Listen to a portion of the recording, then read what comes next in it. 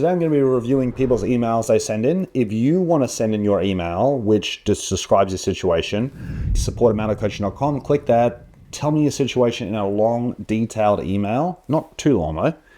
And I'll make a video for you. Okay? I'll help you out. I emailed you. I emailed him. I emailed him. I emailed him and all 5 of his assistants. If I say anything which you disagree with, put it down below so I can see what your thoughts are. I want to help all you guys achieve a 10 out of 10. So if you really need one-on-one help, book on a free call. I've coached thousands of people and I want to help you achieve a 10 out of 10 too.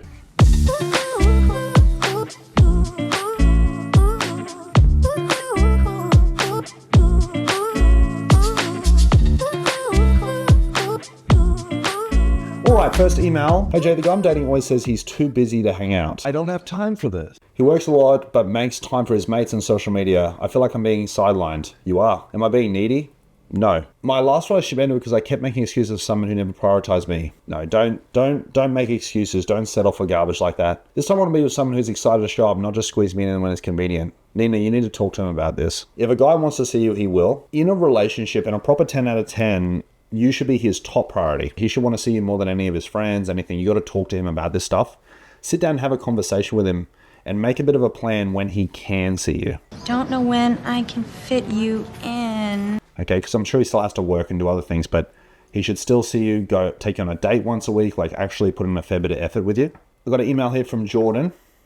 She only likes me when I pull away. Hey Jake, every time I give this girl space, she's all over me. Space is only for astronauts.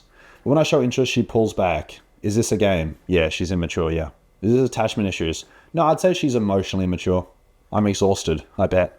My last relationship was with someone who was emotionally hot and cold. You're in the same situation now. Always half in, half out. I want something where both people want each other without games. Jordan, you're 34. You need to find a girl who's emotionally mature. It doesn't really matter about age.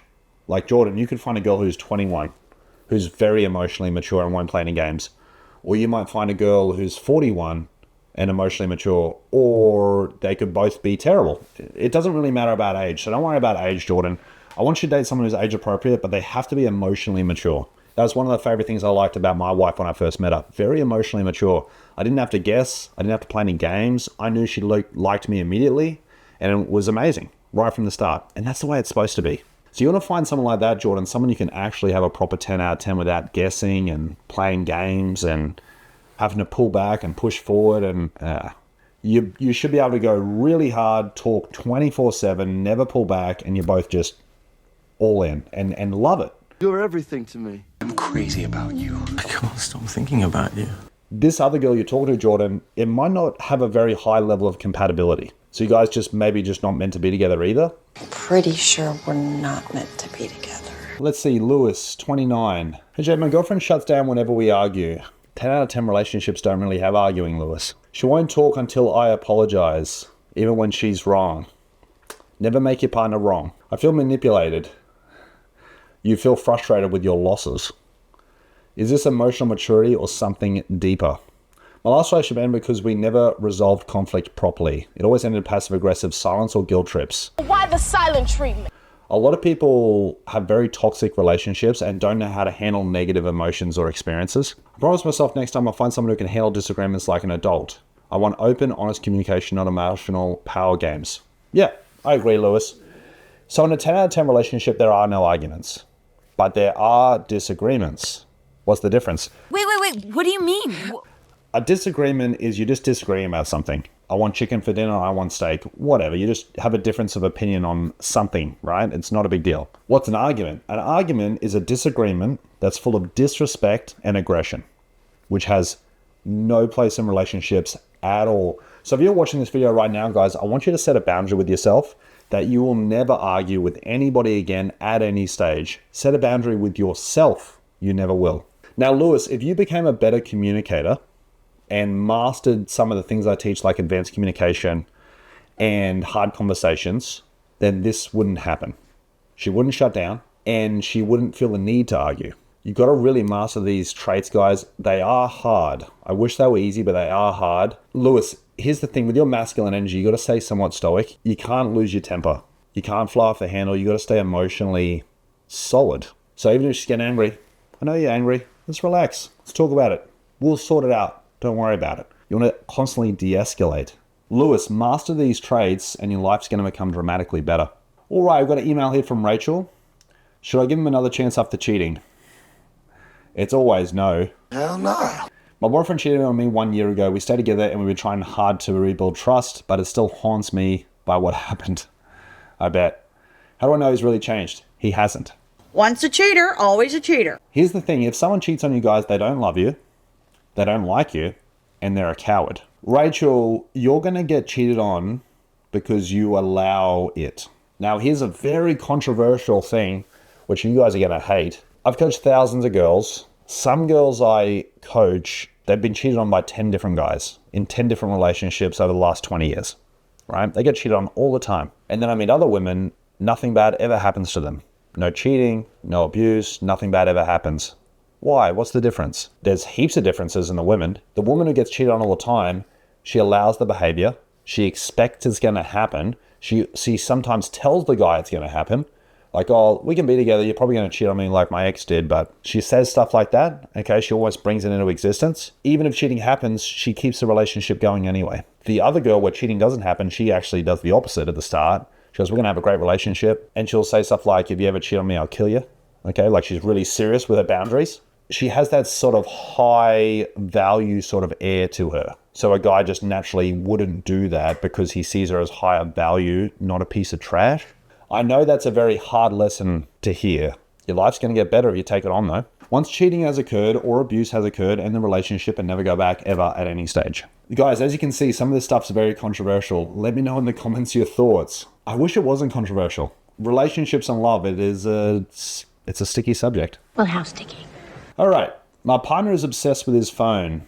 Lucy, 32. Hey, Jake, whenever we're together, my partner's glued to his phone. Just tell him to get off it, Lucy. So it's really simple.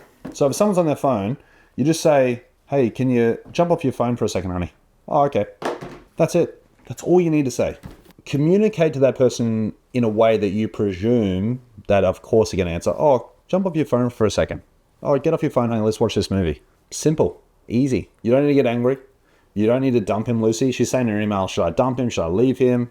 He's not being present. You got to communicate, Lucy. You want him to understand why you're upset, but you don't want to communicate it. You want him to assume what you're thinking. He's not a mind reader. I feel I can communicate with you with simply a look. You guys have to communicate effectively. Squeaky wheel gets the oil. Let's have no phone time for the next hour. Yeah, let's cuddle. You have to say those things, and if you say it in a nice way, it always works. Always. The thing is, with that request, it's unreasonable not to let it happen. It's such a simple request that a guy will go, oh yeah, sure, that's completely reasonable. I will do that. You can really get what you want in life if you're a good communicator. Another email here from Liam. He's 29. My girlfriend wants space. What does that mean? It's a very big red flag, brother. My girlfriend of 2 years. 2 years and she wants space? That's a big red flag. To figure herself out. Ooh. It's not what you want to hear. She swears she still loves me, I bet, and doesn't want to break up. But she's just confused. What does that really mean? It means she doesn't like you. Yeah, people always do these shitty sentences at the end. It's not you, it's me. Let's have a little break. Let me have some time to find myself. Get a mirror. Shut up. They're basically weak excuses. You're so weak. You're so weak and frightened, it's pathetic. So, Liam, this is the exact blueprint I want you to do in that situation. It might be too late now, if this happened a week ago or something, but say it happens again. If a girl comes up to you and says, I think I need a bit of space, I'm a bit confused, you go, hold on, take a breath, let's have a sit. Let's sit down together, let's have a chat. What's actually happening? What's on your mind? Talk to me. How do you feel? And sit there and probe and talk for hours, sorting it all out. Because it could be nothing. A lot of guys don't do that and just go, oh, okay, whatever. Don't do that. Fight for it a little bit, okay? And when you're fighting for a relationship, guys, you want to use patience and calm. All right, last email is from Marcus. He's 36. I keep getting friend zoned after great dates. Hey Jake, I've been on a bunch of dates with women I met on Hinge. Great, we get along, great, laugh a lot, and everything seems to go well, but then they hit me with "you're such a great guy, but" message. I'm tired of being the guy they pass on for someone more exciting. What am I doing wrong? My last relationship ended because she said she loved me like a best friend. I'm tired of being the guy who's safe but not sexy. You're back in the friend zone. Marcus, I have a lot of questions. Are you sleeping with any of these girls? I'm assuming you're not. You're probably playing it ultra safe, and you're going on the date and you're sort of a bit reserved, and you're not touching, you're not being affectionate or intimate.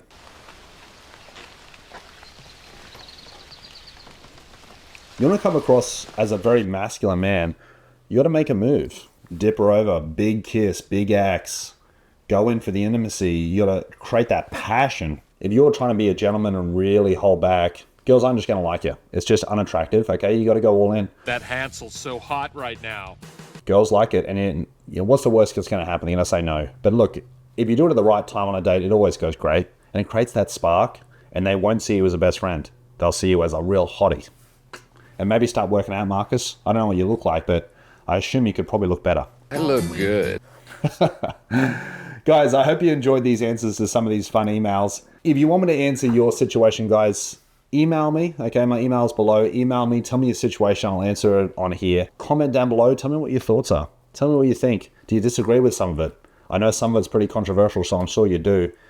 Let me know your thoughts. And if you really need help or you want to work with me personally one-on-one, you can book on a call. Okay, go to maddockcoaching.com, book on a call. I will call you. We'll have a chat. I'll help you out. Thanks for watching, guys. Subscribe to the channel.